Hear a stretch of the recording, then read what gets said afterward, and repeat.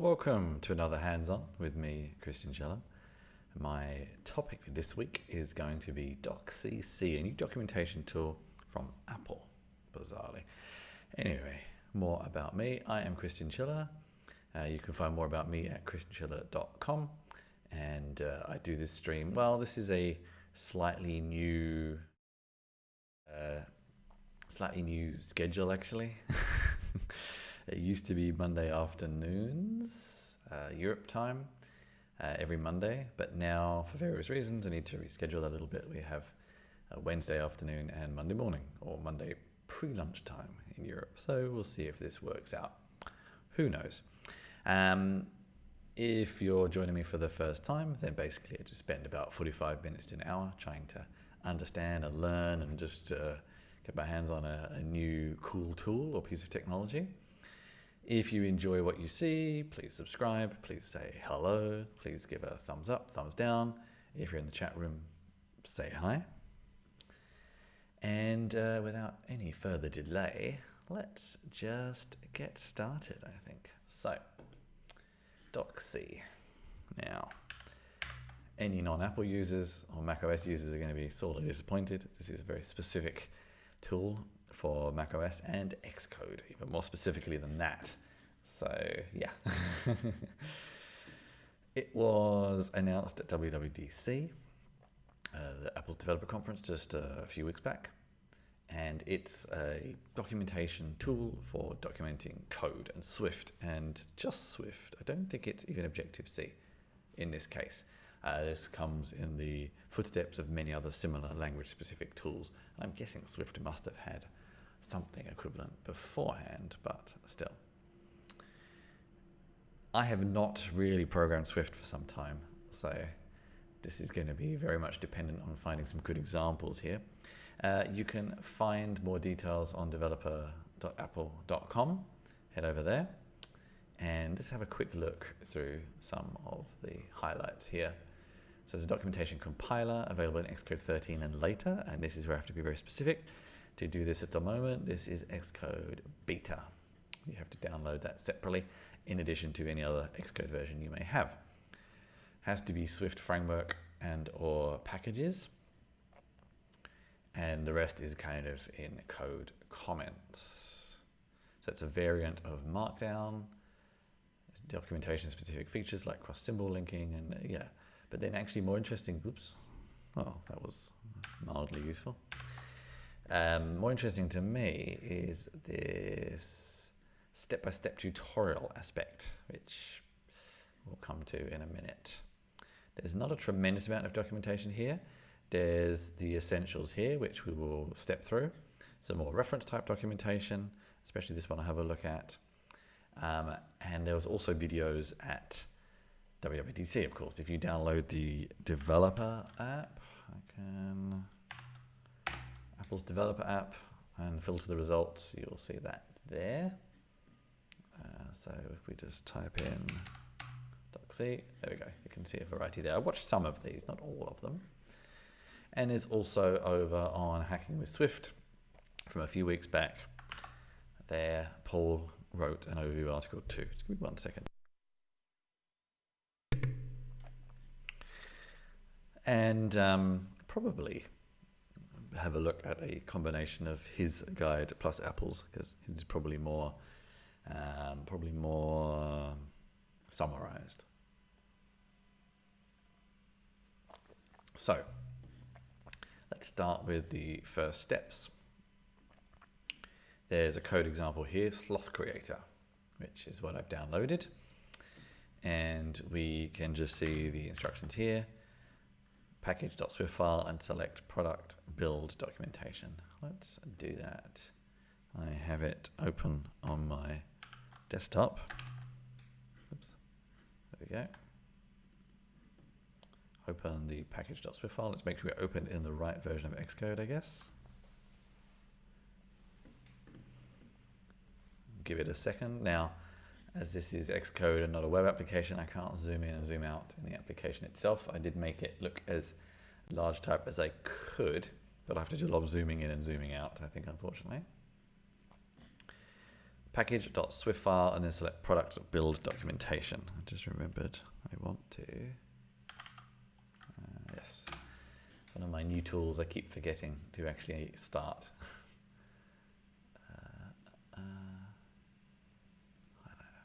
There we go.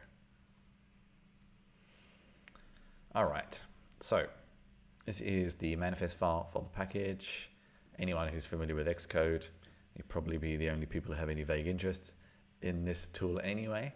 So you probably know your way around Xcode far better than me. Let's pop this over to, we'll keep it over on the right, I think. Okay, pop this over to the left. All right, so initially to get started, we can just do product build documentation, see what happens. So product build documentation. And yeah, I can see there's a build process here. Indexing and building takes a surprisingly large amount of time for documentation, although there's a lot of sub packages here. And now what? Here we go. It opens up like Apple's internal documentation tool. So we can see the internal developer tool documentation here, and then our sloth creator here. Don't know. Oh, here we go. So this is an introduction. I wonder where this is coming from. The README maybe? No. Where does that come from? That's what we just built. Oh, it's Markdown. So that's the Markdown we can add in there. Okay. So I think I'm starting to understand when it says you can build these step-by-step guides, it probably just means this loose Markdown.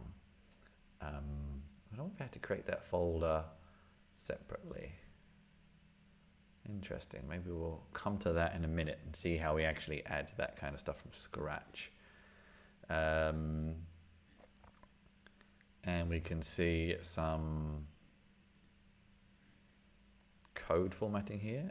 It looks like this, if you mark it as code, it seemingly hard links to relevant types, I suppose. It's the best way to say that. And also then links here, which I guess, yeah, link to these individual files and folders, but this does not look like a documentation. This looks like, okay, so this is the step-by-step stuff that we'll get to in a minute. This kind of looks quite interesting. Let's jump into the, there's all sorts here actually. That's even something else. Let's come to that in a minute. Getting started. This looks a bit like a GitHub page, I guess. This is all still tutorial type content, I suppose. This would be the getting started one, yep. So again, we could see some code. We saw an image here that I'm guessing is coming from somewhere. Yeah, in the resources, I guess. Yep. And just out of interest, I'd like to see some of the auto-generated, maybe something a little bit more complex than that. Here we go. So the sloth is the model. So I'm guessing if we jump into here, find the sloth, this will be, I can make this code a little bigger. Strange. We'll just use. Oh, there we go. Good. So this is just pulling in the documentation from here. Abstracts up the top here, the model type, a table of contents that seems to be pulling from somewhat pretty auto-generated, I think. Declaration links to the overview, which is coming from somewhere. Overviews. Oh, here we go. Yeah. Oh, I see. Declarations. Okay, right. That's just sometimes when you jump around. And then here are this is topics. It kind of feels more like functions, I suppose. I'm not 100% sure what, it's been a little while since I've done Swift programming. I can't quite remember what they call them. So creating a sloth is init, for example, activities, eat and sleep. How's that classified? It's interesting. Look up eat.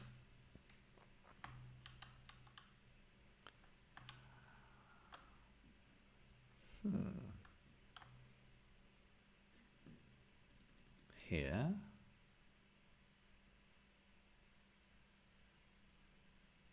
Oh no, eat. I was looking for eat the provided speciality sloth food.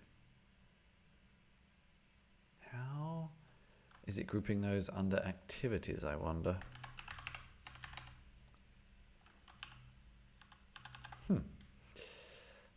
Not completely sure where that's coming from. Interesting.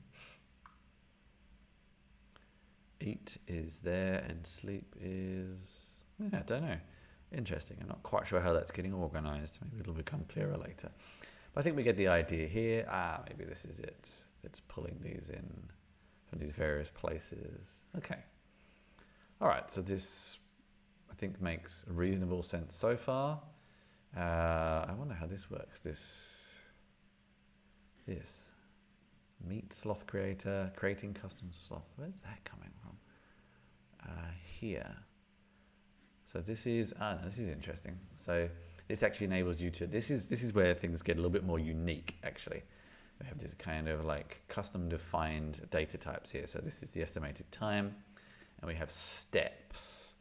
Let's just get rid of that code overview.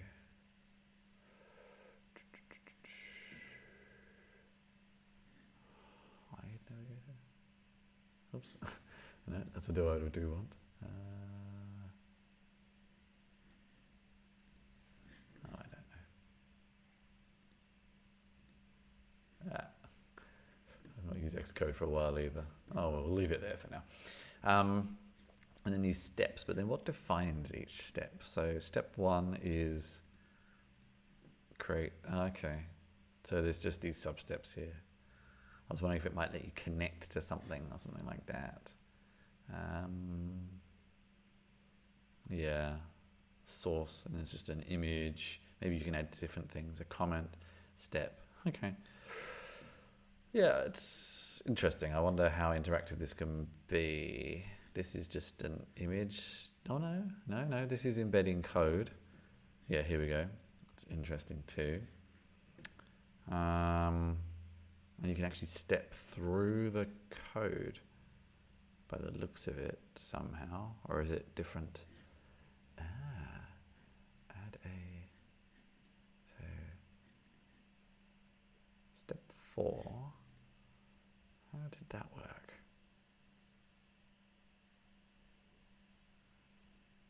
Okay, let's see. Delete the template. File, still the file. How does it know?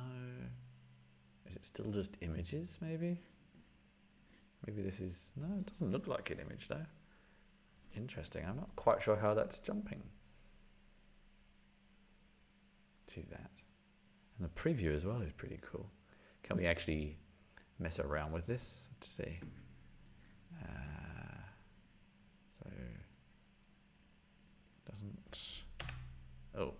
Doesn't look like it. Doesn't look like we can actually edit that. I thought that might be interesting. Anyway, all right.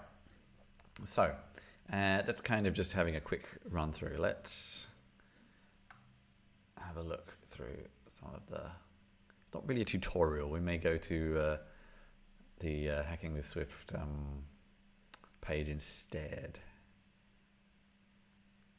So we saw all this. Compiles only your in-source symbol documentation and groups those symbols together by kind, protocols, classes, enumerations, and so forth. And then creates a catalog like we have here. Still fascinating to know how these get organized, but yeah, and we can see the different sections there too. A landing page.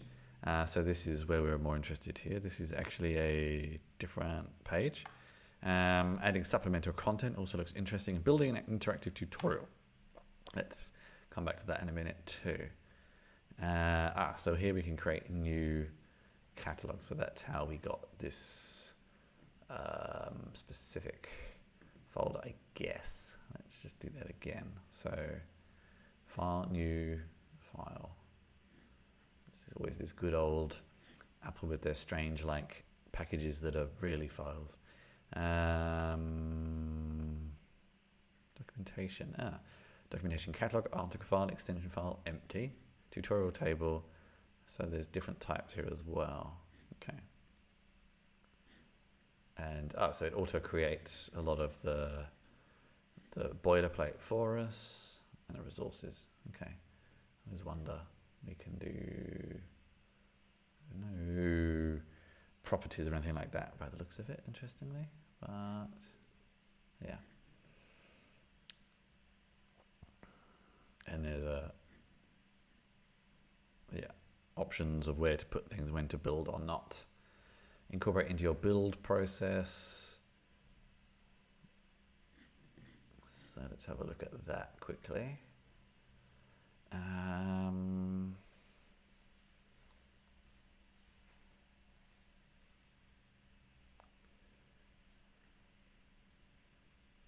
This is where my memory of Xcode is definitely long past. In Xcode, select your framework's project. Select the framework's target in the project editor.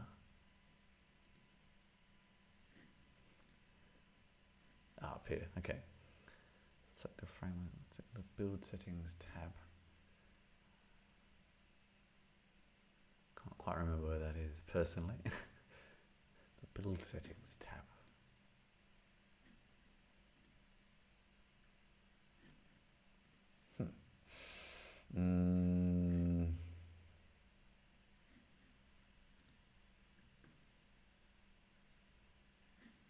Build settings tab.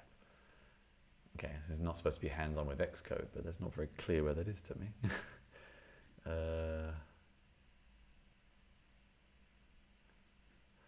My distinct shakiness with Xcode. The project editor, select the framework's target. No.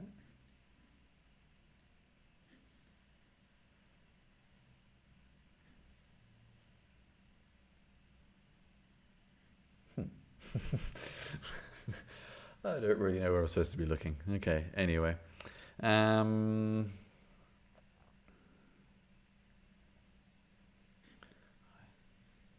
we can get it from up here.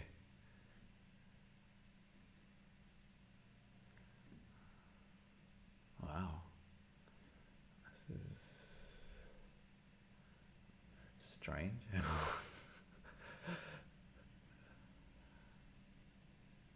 Where on earth is the build settings?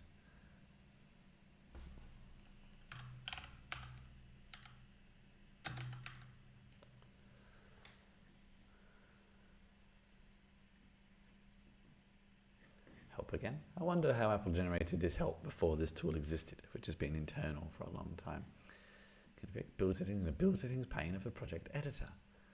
Yeah, it all seems very obvious, but I don't know why I can't seem to find it.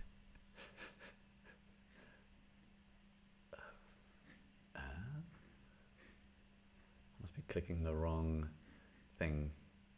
Nope. Package. I don't know why I don't see this at all. I remember these tabs. Why do I not see them?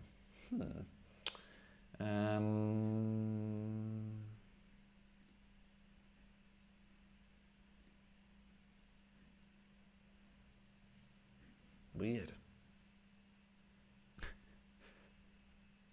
Maybe because it's a framework, not an application.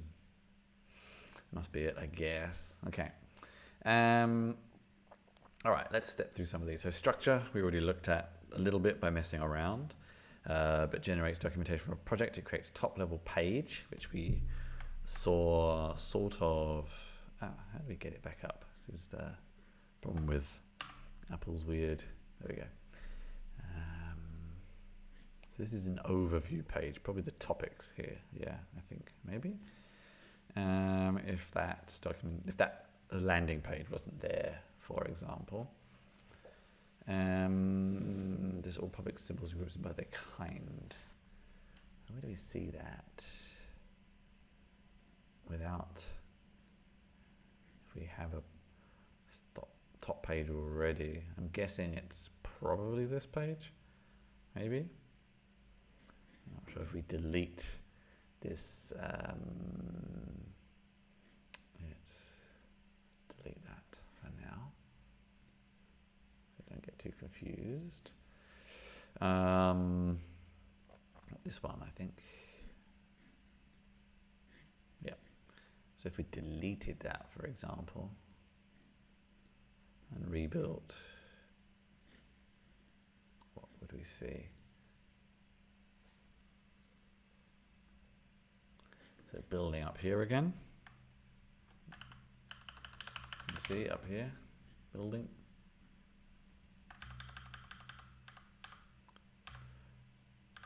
This is a beta version. I'm wondering if they're rebuilding each time. You know, we did was remove a file. Seems quite slow, but maybe there's a lot to restructure without that file, I guess. I don't know. Yeah, so no overview. So I think that just creates the same thing by the looks of it. Hopefully we can just undo that. No, we can't. Okay. That's unfortunate. Maybe we can add it back. Yeah, that looks like it, I think. I hope.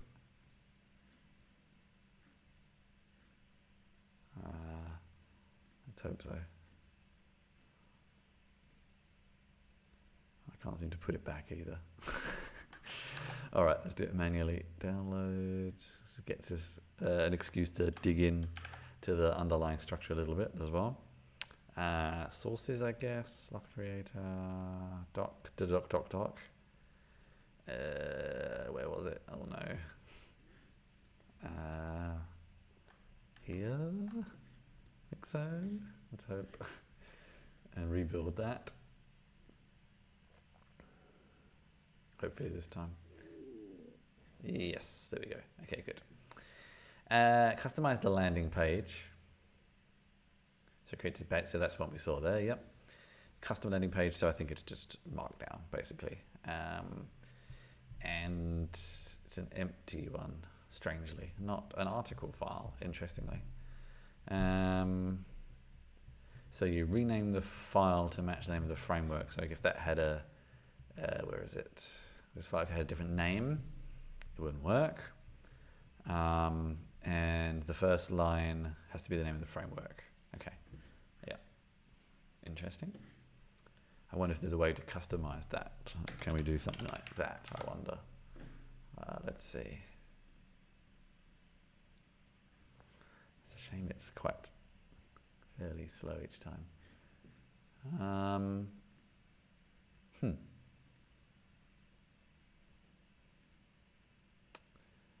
Interesting, actually. It seems to have almost just ignored our changes. Huh. That is definitely changing, isn't it? I hope so. What's the keyboard shortcut? Control-Shift-Apple D. Oof. Okay. It's quite a long one to remember. Yeah, it does. So, okay, it doesn't let you change the title, strangely.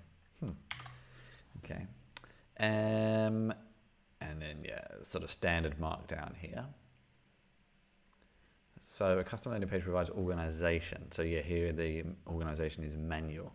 So we could move this around and change the links and things like that. Yeah. So this is all fairly up to us, I guess. I wonder if there's any like short codes you can put in to include more smart stuff maybe. I don't know. It doesn't look like it. This is all just sort of a manual. Nested symbols we looked at. That's, I'm guessing, this.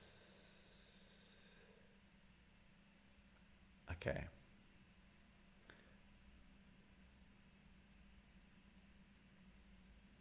Use extension files. to override this default organization, provide more extension file. Add an extension file. What does that mean?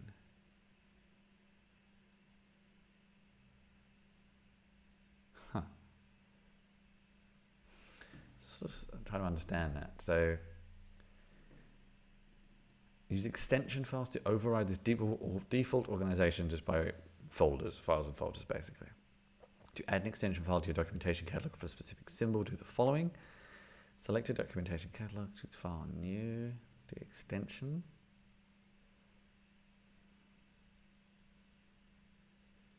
And that's it? This is where, oh, I see. So the sub one. So I'm guessing there is probably one in here. So we can just have a look. Maybe, yes. Okay. Ah, and that's how those different parts here are organized. When we get to, yeah, they're grouped from, yeah, here. So, right, okay, interesting. There's some other static site generators, which is have similar concept actually. Integrate. So that's what we were looking at with these here. So adding internal links, basically. Or also, I think, so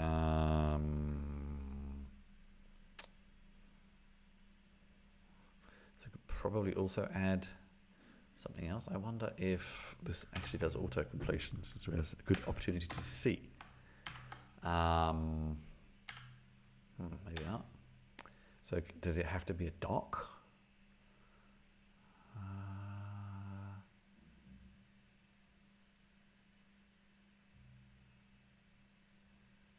Doc keyword. No, that's it.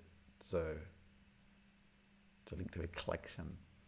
So if say doc, and there's some autocomplete here. So although I wonder why we'd not just do that. What's the difference? Let's see.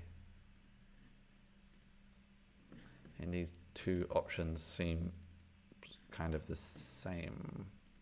Let's have a look.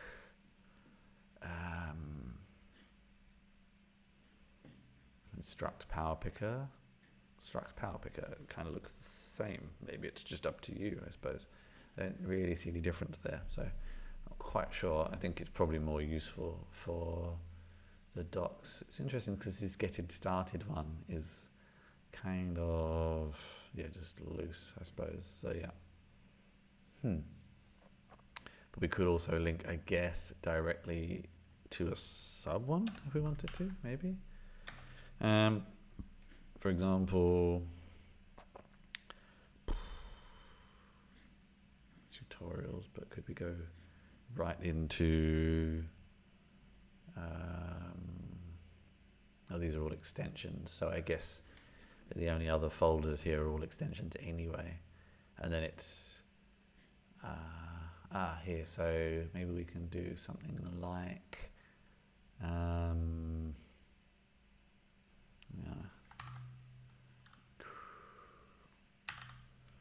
creating, maybe not. Is it, can we do, so it doesn't seem to be the autocomplete on those file paths. So, sloth food. Can't seem to link directly to any of these. If we wanted to, I guess we would just probably, yeah, it's the same thing effectively, so why bother? Yeah, okay. All right. Does that all make sense? Let's have a look at this supplemental. Landing page we already looked at, a learning path. Let's have a look at that and see what else we can do. Articles, yes. So this is all fairly standard Markdown like we just looked at. Article file, okay. I mean, I think they're all pretty, just sort of arbitrary Markdown. I don't think there's anything special that gets added to those files. I'm not sure. Yep, there's placeholder. Standard Markdown, add extension files we just looked at. So you can also override metadata, which is actually quite useful. I remember seeing that in, there's a C# language documentation tool called DocFX, which lets you do things like that as well. It's actually quite useful when you want to maybe add a more human piece of text to something auto-generated, but keep the auto-generated there. There are reasons you might want to do that. Someone's asking me if I develop a lot in Swift. No, not for some time. Yeah, I think the last time I actually developed in Swift was when Swift first came out, when I was the editor of a mobile developer channel. It's been some time. I always had a bit of a soft spot for it. I was got especially interested when there was the server-side Swift, actually. I don't know if this would work on any of those. Not sure. It's been some time, but I always have a soft spot for it, actually, strangely. I don't really know why, seeing as I've not used it in years, but there you go. I'm just intrigued in trying another documentation tool, really, to be fair. I'm trying to find these tutorials. This kind of promised it was going to tell us. Oh, this one, building interactive. Okay, let's have a look at this. Real world examples. Interesting. And these would be quite complex. Oh, I see. I mean, examples of ones that have been created. Yeah. 4 hours, wow, that would take a long time to make as well. And you get nested levels and things like that. What would be super nice if they actually showed you the source for these to see how complex it was to make. Let's have a look through here. So this is more instructional content on how to make a tutorial, really. Documenting we've already looked at. Tutorial. So tutorial table of contents file. There are two different ones, which I think we can see.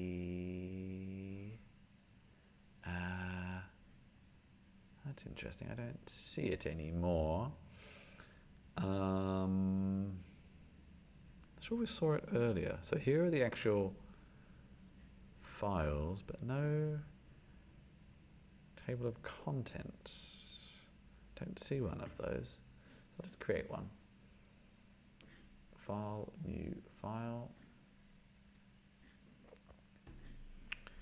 There we go. With the strange wiggly lines. Oh no, it is. Huh. That's interesting. So what is the difference between that and a tutorial file? Strange actually, because the icon does not really match that. It doesn't look the same.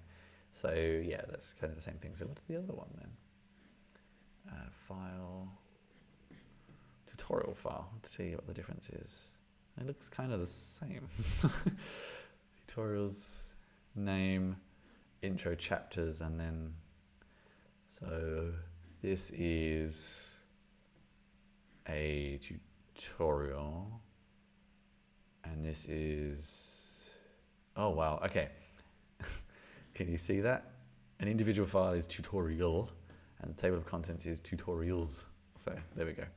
This is the tutorials for this tutorial. Okay, and we can probably see that back over here. Here, so yeah. And then it, yeah, underneath that is the actual tutorial. Okay, all right.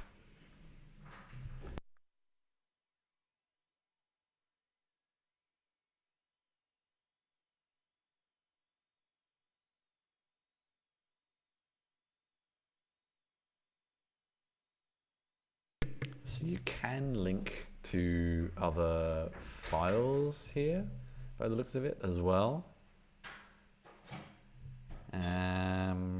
These reference files here, from the table of contents. Where's the images? Ah, here we go. So, doc there. And that references the tutorial itself, and then also chapters with an image and a description, step by step.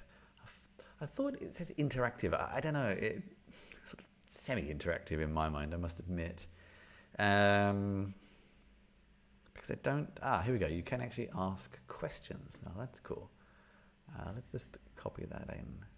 So, this one, I think it's from here by the looks of it. So this should go in the tutorial. So here we go. Step, section, steps.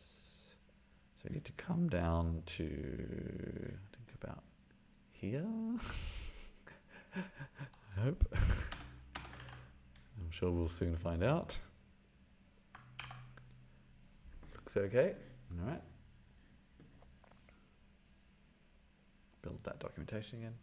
Oh, interesting.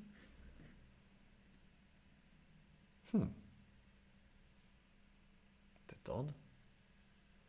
What did we get wrong? It should be in line with the section. Maybe it's just in the wrong place. Quite likely. So, does Xcode have a minifier? Okay, so I can shrink that down? No. Okay. Interesting. Yeah, I think I was one curly bracket out, maybe. Makes sense, hopefully. Fingers crossed. Yes, there we go. So if we just come down a bit.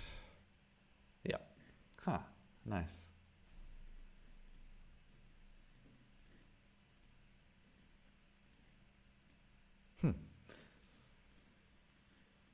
Cool. It's interesting, this code I find interesting. I can't quite fathom how this matches. That's what I really would like to know. Because we could see the code files here, unless it's just different ones each time. Maybe it is. Maybe it's just each step and it just combines them together. That is probably it. So creating, no, that's images, code files.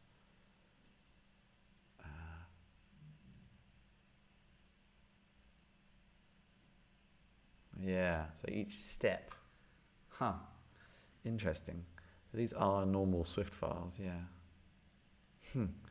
Interesting. It could be better maybe with the transclusion, the line number. You can do that with quite a lot of other documentation tools maybe, but it also makes a sort of sense because you can test each individual step instead of the completed thing. Yeah. You can also add videos and then view as well. Okay, I think that's probably most of the details we need to cover there, really. Let's just have a quick look on Paul's article, see if there's anything we've missed.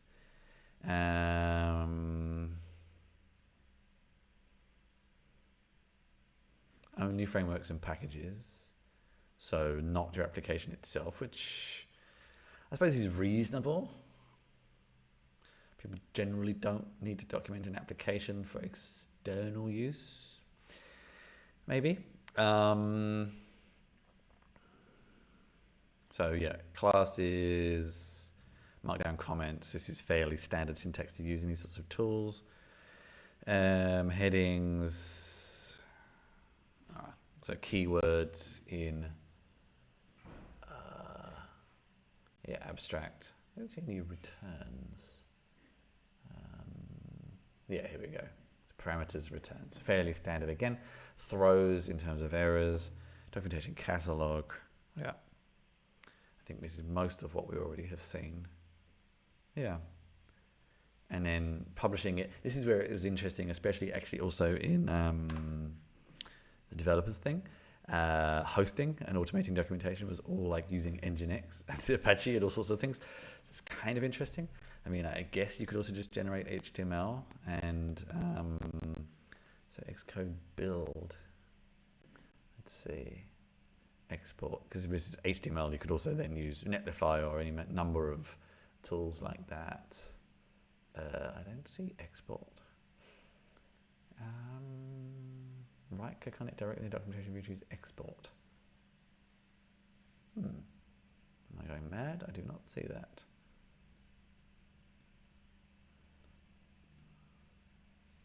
I don't see that as an option.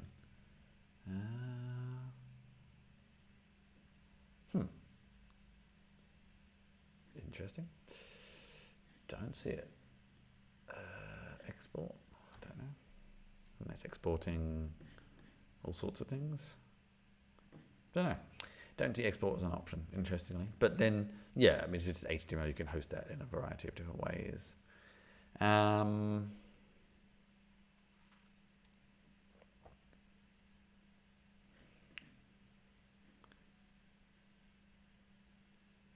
And then there's also coverage in Xcode build. Let's have a quick look at that actually whilst we're here.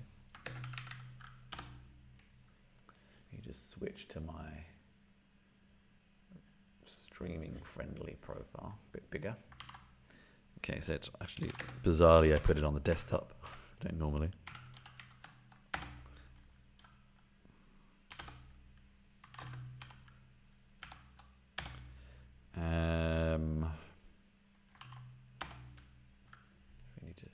It's been a long time since I've used this. I think we're one level up. No.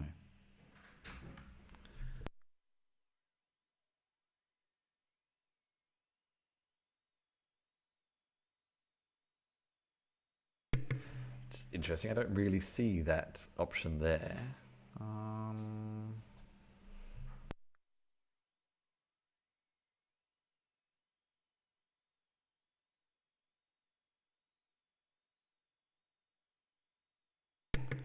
Yeah.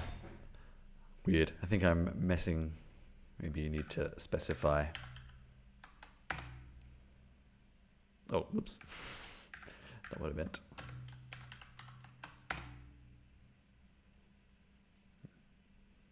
No, okay. I don't know.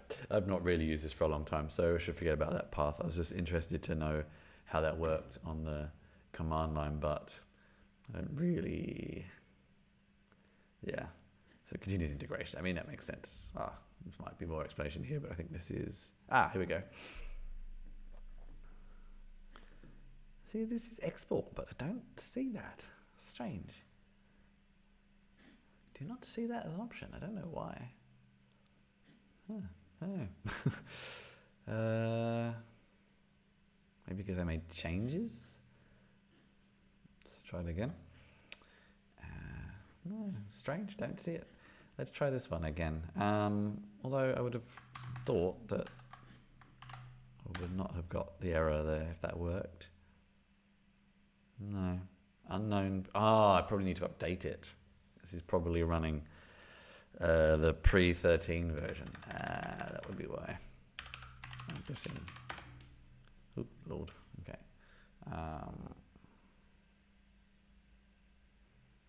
Yeah. Anyway, I think one line. I think that's probably why I'm running an older version. Yeah, it's version 12. There we go. That explains that. Okay, I'm not being completely stupid. Okay, good. I don't know why I don't see the export option, but you can see some other command line options here for building on static site generators, things like that. Be quite useful on services like Netlify and things like that. But anyway, all right. That was DocC. I don't know if you found that interesting, somewhat niche if you're a Swift programmer on Mac, which is probably most, using the next and then the most up-to-date and soon version of Xcode, then it'll hopefully help you. I mean, it's better than doing it manually, I suppose. I guess there were probably some other tools. If anyone in watching along knows if there were equivalent tools that Apple has just Sherlocked, to quote a common phrase, then let me know. It'd be interesting to see if they open sourced that or made it into like a dependency you could include somewhere. Not quite sure where, but anyway, that would be interesting. I don't think they will, but it'll be interesting anyway. So, I mean, I quite like the interactive tutorials one. There was some interesting syntax there. I kind of like a bit more in it, maybe. Maybe you could even like test code and things like that in each step and let people change things. Well, that starts to get into Swift Playground territory, which actually be another good hands-on in the future, actually, you know, come to think of it. Combining the two somehow. Now that would be interesting. I reckon there's probably a upgrade pathway there somehow. We'll see. But in the meantime, I mean, if you're using Xcode, you get it for free. So why not try it? If you enjoyed this video, you can find more if you subscribe to Twitch or to YouTube or to wherever else you're watching this. I'll be back on Wednesday with a DevX5 with Ian Jennings. That's one of our other shows. I'll be back with another hands-on next Wednesday. And my gaming stream will be back soon as well. Please say hi, please leave a comment if you enjoy what you've watched, and find more about what I do at christianschiller.com. And until next time, I hope everybody got something out of that, and I'll see you at the next hands-on.